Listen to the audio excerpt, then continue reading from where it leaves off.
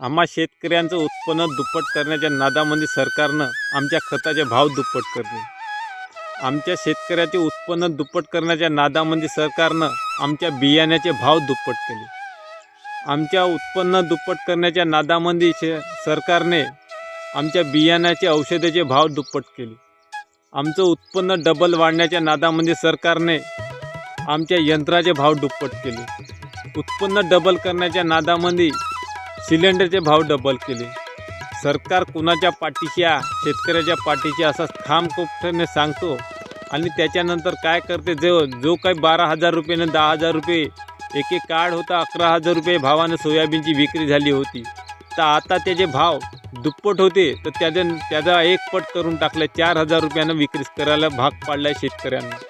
हे आहे आमचं सरकार शेतकऱ्यांच्या पाठीशी. वारे सरकार, तुझा कारभारच निराळा.